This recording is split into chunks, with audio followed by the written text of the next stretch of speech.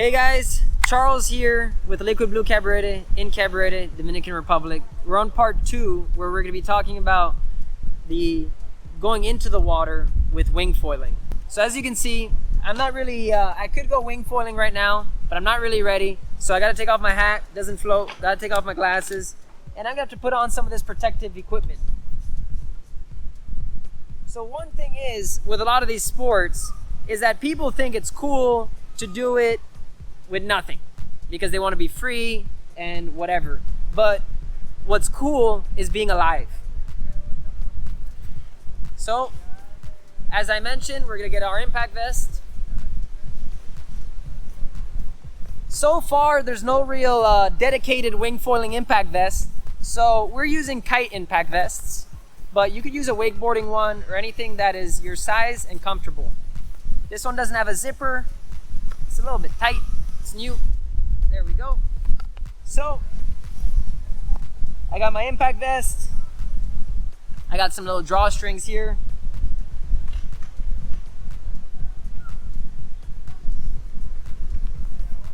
Nice little drawstrings just to keep it down. All right. And the next part of the protection that we're gonna want, or at least that I use, this is a preference right here, but I use these amphibian goggles. So I'm just gonna put it around my neck for now. A hat. Just strap it down actually while we're here. And I wanna pick a helmet that fits me well. So, medium, that's for me. And we're good. So a little bit of space. I'm gonna close it up, just make sure it's nice and fitted properly. And then as mentioned, this is a preference, but you could use a waist leash where I'm gonna be attaching the board leash. In a previous video, I showed where this waist leash comes from. And this is actually from a kite. When you get a brand new kite, it comes with a bit of a Velcro rope. And I figured out it doubles as a waist leash. So I'm gonna take this leash right here, wrap it around myself. And actually, I'll put on my shirt. Nah, we won't do that. We'll go out like this. So, put on my waist leash before I go. And now we got our board leash that I'm just gonna leave right here. So if you've never attached a board leash, what you're gonna need is you're gonna need a board rope. You take your leash. It's a little bit sandy. That's all good. And we're just gonna wrap up this board leash right here. So in part 1, I spoke a little bit about what the foil was, the different parts, the board sizes. But what's important to remember here is that when we're learning how to wing foil, the board we're going to be learning on is a little bit bigger, it's a little bit heavier, and for a lot of people it weighs a lot, so it's hard to manage. So since it's all these components where it's a little bit heavier, it could be theoretically dangerous if it hits you in the head or not. So it's important to have good knowledge and understanding of your board, because it is one of the bigger pieces of equipment that will be attached to you. So with this specific board, when we're carrying it, we have a board handle, board handle, where it's gonna be nice and easy to carry it when we're in and out of the water, when we're going in and out of the water. And then other than that, when we're gonna be here on land talking about it, we're not gonna have to worry about that. So the board, as you can see, is attached to the foil. And the foil and the board are going in the same direction. This is something important to remember, because your foil is not going one way and your board another. Everything is going in line. And with that, now that we know that the foil and the board are in line, wherever the board is pointed, we know our foil is pointed. But also, our board and our foil are both parallel to each other, up and down. So if our board is flat, then we know our foil is flat. And this is important because with a foil, if you haven't looked at any videos of how it works, essentially it's like an airplane. Once you get speed, forward momentum, you start getting lift. Some foils lift more than others. For example, a bigger foil will have more lift, but also will be slightly slower. And a foil that's smaller will has less lift and potentially will be faster. But then also you run into the different aspects, like a mid aspect, a low aspect, and a high aspect, which also affect the performance of that foil. But essentially, like we mentioned, with a beginner foil, it's going to be anywhere between a low, which is not that common anymore, or mid aspect wing. Front wing, that is. In the sizing of anywhere between 1600 centimeters cube up to 2400, depending on your size, conditions, etc. So now, knowing that wherever our board is pointed is where our foil is pointed, and whatever our board is doing on the top is what our foil is doing on the bottom. So if we see the nose of the board pointed up, then we know that the foil is going to be pointed up. And if the nose is going down, then the foil is also going down. And if the board is flat, then the foil is flat. So with that, as we accelerate, naturally the foil is going to get lift. If we imagine that there's water right here at this level and we're floating right on top, if we start getting lift, eventually we're going to breach out of the water. And that's what happens with some people, is that if they don't know what's happening with their foil and they don't understand, they're always going to be breaching out of the water. So to compensate for that, if we're getting that lift and it's bringing us upwards, what we're going to have to do is probably apply some pressure somewhere on the front, right? So that the board, or in this case the foil, sort of plan out and maintains a forward trajectory, but at a angle that is not bringing us down into the water or up out of the water. We're going to see a little bit about that in the water when we go in. So in any case, now that I got all my protective gear on, I got my wing, I got my board leash, what we're going to be doing is we're going to be going into the water. So we're going to pause the video right here and we're going to go to the next part once we put the GoPro into the water mode. Alright guys, so the sound might have changed a little bit, but the idea is the same. So I got my wing connected to me. I'm about to go into the water, so I'll make sure that my wing is connected to my wrist. And since I'm using a waist leash, I don't need to attach it to any of my ankles. So I'm just gonna attach it to my waist. I'm gonna slide this to the back. So you see it's all out of my hands and we're good to go. So now, when I'm gonna walk in, I wanna make sure, since my foil, it's not sharp, but it's definitely sharp enough to damage my wing, I wanna keep them separate. So I have my wing downwind from me, and I got my foil upwind from me. I'm gonna carry the board as so. Trying to make sure that nothing is touching.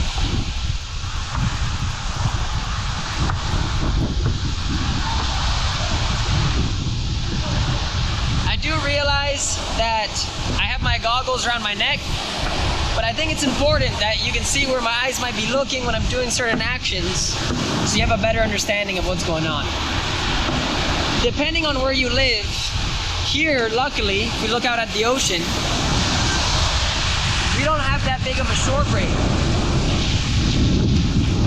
And the wind comes right onto the shore.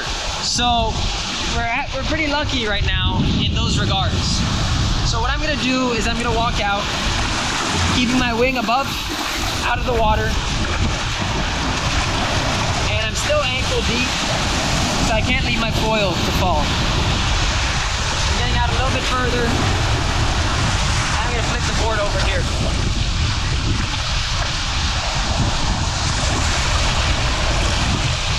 So here I just direct the board out until I'm about waist deep.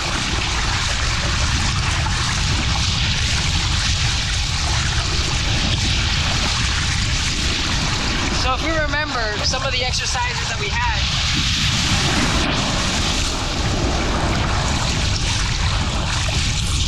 flip the foil over. All right.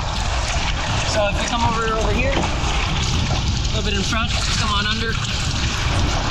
All right, so now I'm in the water and I got my board, I got my wing, The wind is a little bit off from when we began filming, but it's gonna be good enough to get the point across. So here, once I'm in the water, I got my learning board, got my foil under. What I want to avoid, if we look close, if you come over here and you look above from the top, we can see that the foil is right there. So I really want to avoid kicking. We can even bring the camera underwater.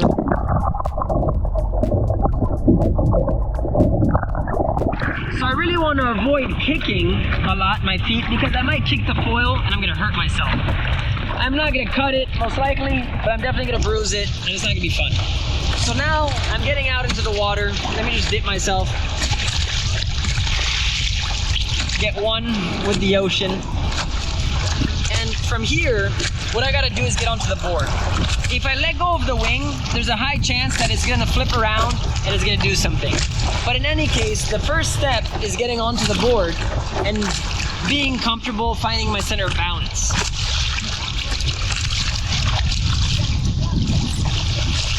So once I'm on the board and I find my center of balance, what we're gonna do, we're gonna come up here to this side.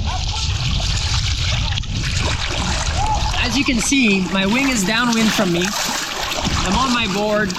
The waves are pushing me in, the current's sort of pushing me to shore.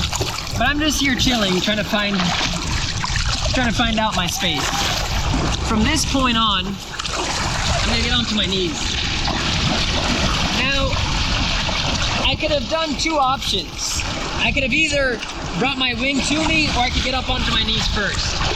In any case, the end goal is the same. So just stay close, Gio.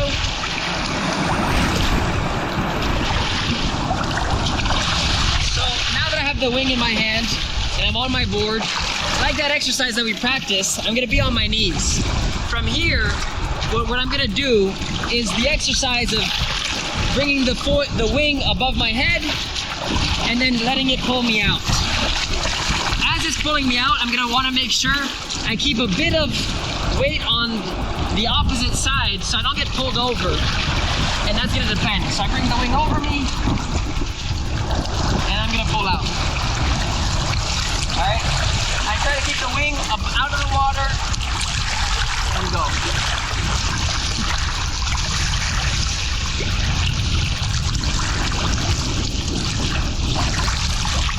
I'll come back to you, Gio. Yep.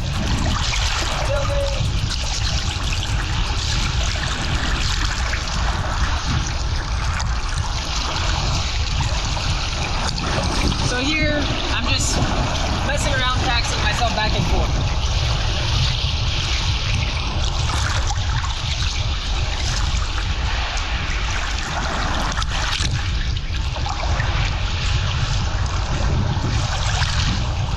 From this exercise, what's important is to be able to go a little bit into the wind. I'm not really using the wing, but I am going to start messing around to generate power.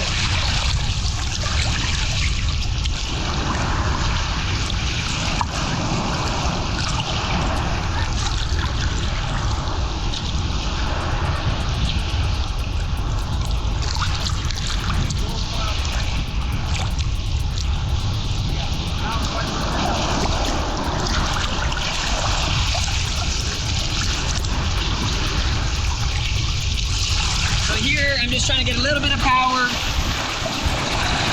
and go.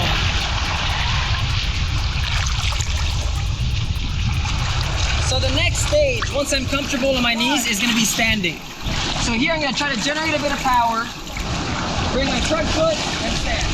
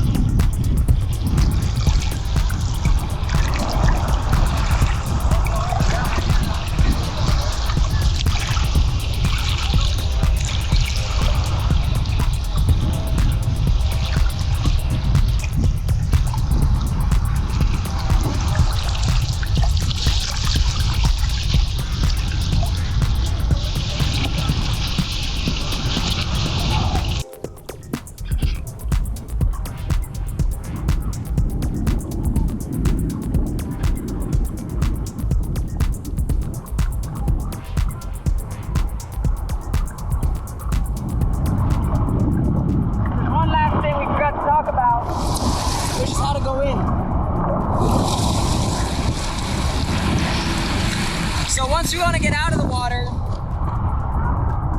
there's some steps that we should take and some precautions. The first precaution is if you're riding in a place with big waves, then you want to make sure that maybe someone has an eye out on you, maybe even helps you take your board or take your wing. So in this case, since there's not much waves and I can handle it by myself, the first step I'm going to want to do is detach my board from myself. Because if anything happens, I'd rather have my board fly away from me than fly into my board. So in any case, let me just take 2 hands and it's off. So now with my board leash off, I'm gonna bring my board closer to me. I'm gonna hold it. From here, I'm also gonna take my wrist leash off.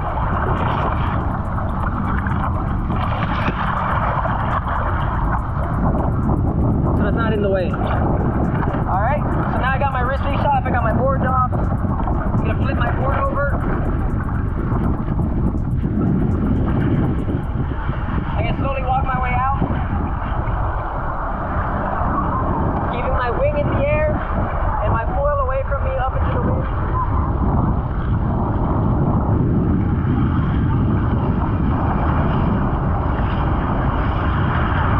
I want to keep an eye out if there's waves so they don't catch me off guard.